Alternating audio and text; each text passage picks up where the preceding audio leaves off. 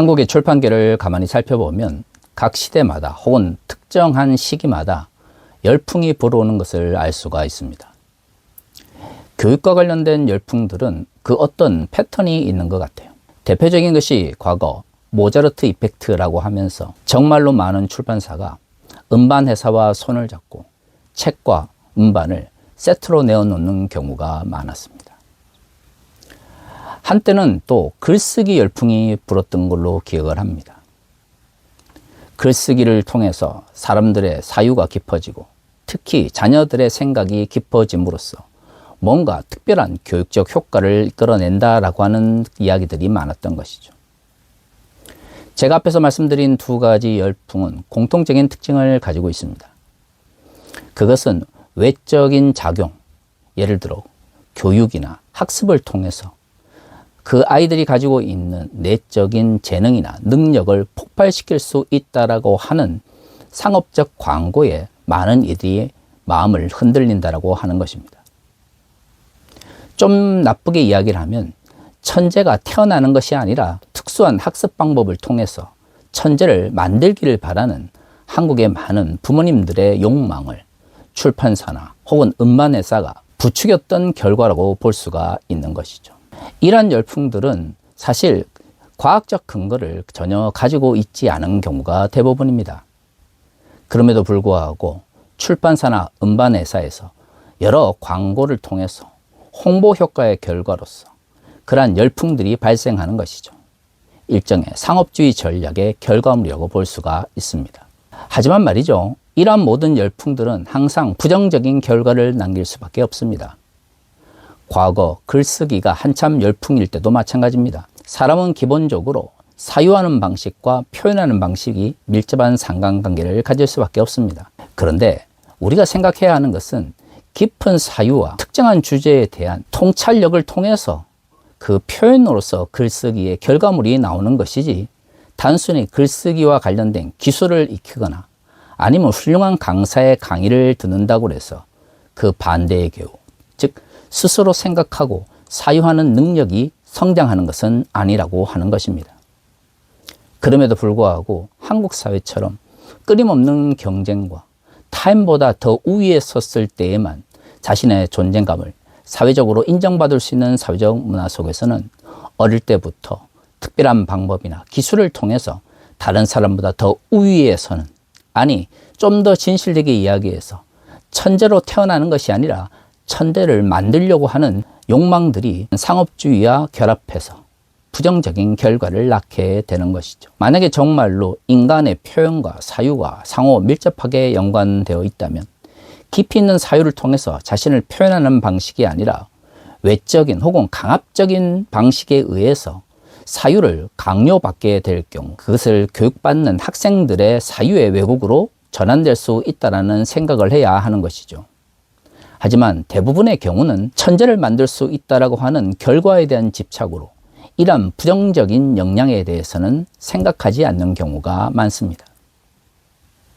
그렇다면 이러한 한국 사회의 독특한 열풍 문화라고 하는 것이 단순히 출판이나 음반과 같은 상업주의적 영역에서만 해당되는 것일까요? 그렇지 않습니다. 종교적 영역에서도 가만히 살펴보면 끊임없이 기독교 문화 속에서 특정한 열풍들이 불어오는 것을 알 수가 있습니다. 어떨 때는 기도의 열풍이 불어왔다가, 어떨 때는 특정한 성경을 반복해서 읽는 것만으로도 우리의 신앙이 성장할 수 있는 것처럼 홍보하기도 합니다.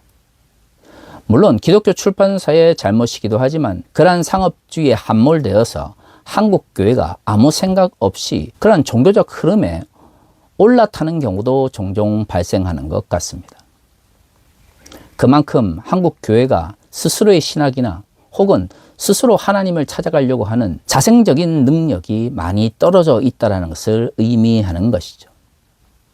하지만 기독교 역시도 이러한 열풍 문화에 아무런 생각 없이 이리저리 흔들린다면 문제는 그러한 열풍으로 인해서 주어지는 강압이나 억압에 의해서 그리스도인들의 내적인 신앙과 생각들이 왜곡될 수 있다는 생각을 해야 하는 것이죠. 오늘의 본문의 말씀은 그리스도인들이 가지고 있는 생각과 실천의 상관관계를 매우 잘 보여줍니다. 오늘 본문 2장 1절은 이렇게 이야기합니다. 그러나 백성 가운데 또한 거짓 선지자들이 일어났었나니 이와 같이 너희 중에도 거짓 선생들이 있으리라. 그들은 멸망하게 할 이단을 가만히 끌어들여 자기들을 사신 주를 부인하고 임박한 멸망을 스스로 취하는 자들이라. 2장 1절을 살펴보면 베드로 후서의 저자가 이 편지를 받아들은 공동체 내 거짓 선생, 즉 이단적 가르침을 가르치는 이들이 발생하였다라는 것을 이야기합니다. 아마 공동체 내에서 발생하기보다는 외부에서 온 사람들일 가능성이 큽니다. 왜냐하면 베드로 전서를 가만히 살펴보면 기본적으로 소아시아에 흩어져 있었던 나그네와 같은 이들에게 주어진 편지이기 때문이죠.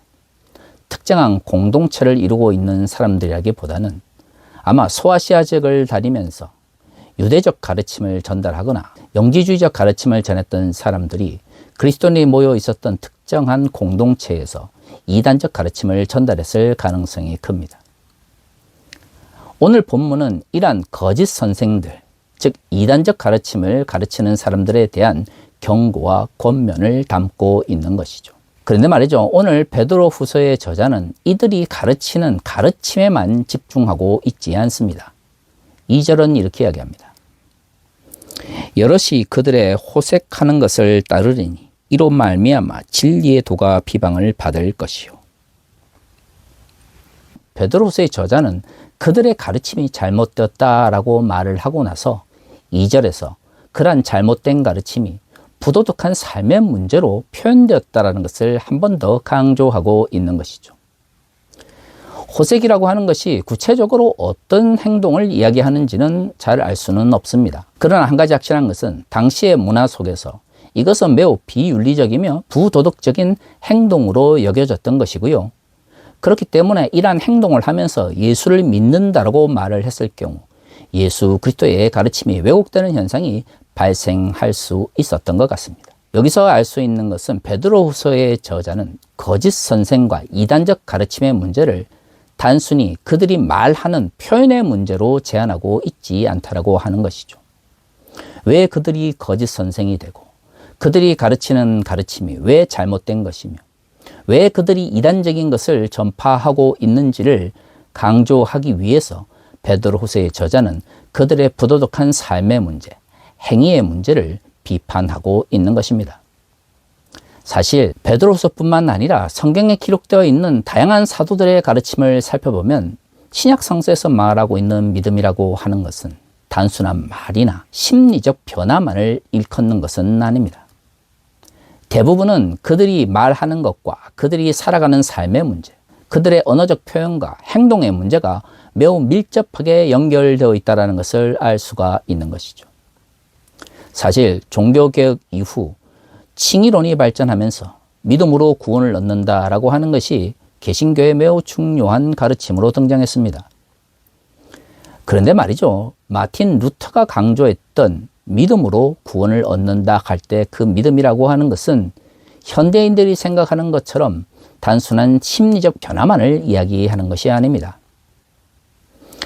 마틴 루터를 연구하는 시간이 아니기 때문에 자세히 설명을 드릴 수는 없지만 마틴 루터의 믿음은 크게 실천적 믿음, 실존적 믿음, 그리고 관계지향적 믿음으로 구분할 수가 있습니다.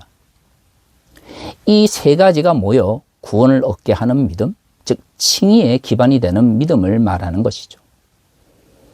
어떤 방식으로 믿음을 설명을 하든 이것은 그리스도인들의 삶의 문제, 가치관의 문제와 매우 밀접하게 연관되어 있습니다. 단순히 심리적으로 뭔가 믿는 것처럼 느껴지는 것에서 머무는 것이 아니라 나의 삶 가운데서 분명한 확신을 통해서 실천하며 또한 하나님과의 관계를 끊임없이 고민하는 모습이 마틴 루터가 이야기했던 믿음의 본질적인 성격인 것이죠. 그런데 어느 순간부터 영지주의적 혹은 구원파적 믿음의 이해가 한국 교회를 지배하게 되면서 믿음을 통한 구원이라고 하는 것이 기독교적 윤리나 행위의 문제가 완전히 배제되어 있는 것처럼 여겨지고 있습니다. 물론 성경은 우리의 행위나 우리의 윤리적 삶을 통해서 구원을 얻는다라고 말하고 있지 않습니다. 하나님의 은혜로 우리에게 구원이 임했고 예수 그리스도의 십자가의 죽음으로 우리가 칭의를 얻게 되어진 것이죠. 그런데 그 모든 기반은 결국 하나님을 향한 믿음이죠. 예수 그리스도의 십자가를 믿는 믿음이 우리의 구원의 출발점입니다. 그런데 그 믿음이라고 하는 것은 현대인들이 생각하는 것처럼 심리적 변화만을 이야기하는 것이 아닙니다. 우리의 심리적 변화는 이렇게 변하기도 하고 저렇게도 변하기도 합니다. 성경에서 말하는 믿음이라고 하는 것은 그러한 심리적 변화에 좌지우지되는 것이 아니죠. 분명한 실존적 믿음을 가지고 있는 그리스도인들은 그들의 삶 가운데서 실천적 삶을 살기 위해서 노력합니다. 그렇기 때문에 오늘 본문의 말씀도 이러한 연관성 속에서 살펴본다면 거짓 선생과 이단적 가르침의 문제는 호색으로 표현되어지는 부도덕한 혹은 비윤리적인 삶의 문제로 표현된다는 것을 이야기하고 있는 것이죠. 상식적으로 생각해 보십시오. 호색으로 표현되어지는 부도덕한 삶이라고 하는 것이 결국에는 잘못된 가르침과 이단적 가르침의 문제와 연결되어 있다면, 그렇다면 올바른 삶의 문제 혹은 그 시대에 필요한 윤리적 삶의 문제라고 하는 것은 우리의 신앙과 밀접하게 연결될 수밖에 없는 것이고, 그것은 또한 올바른 가르침의 문제와 연결되어 있는 것입니다.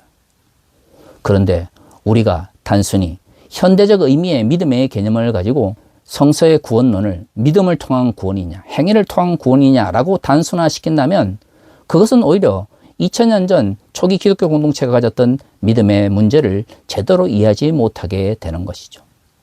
3절은 이것을 더욱 명확하게 보여줍니다. 그들이 탐심으로써 지어낸 말을 가지고 너희로 이득을 삼으니 그들의 심판은 옛적부터 지체하지 아니하며 그들의 멸망은 잠들지 아니하느니라. 거짓 선생 그리고 이단적 가르침을 전파하는 사람들은 멸망과 심판의 대상입니다. 그런데 3절에서 이들이 교회 공동체 내에서 나타나는 삶의 모습은 어떤 것인가요?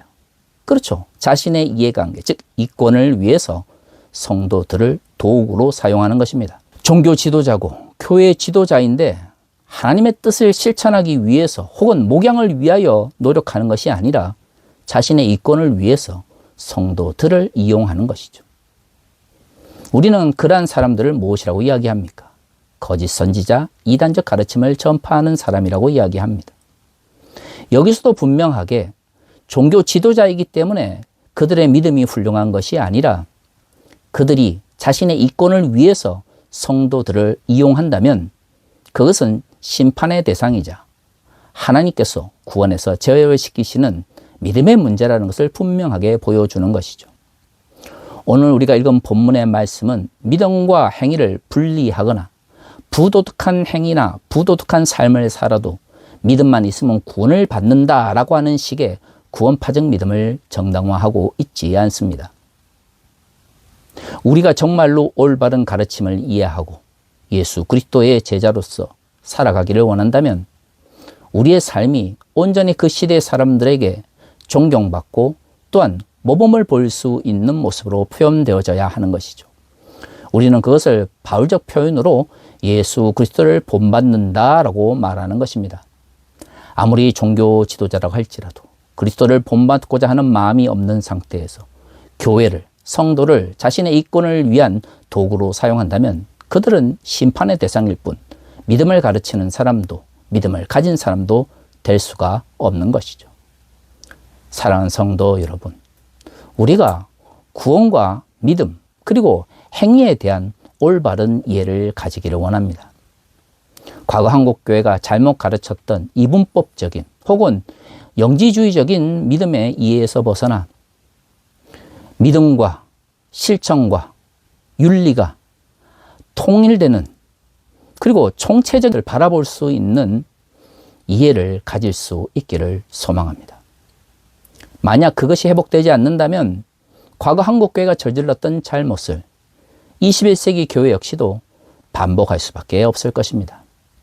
이제는 과거의 잘못을 내려놓고 하나님의 영광을 위해서 달려갈 수 있기를 바랍니다.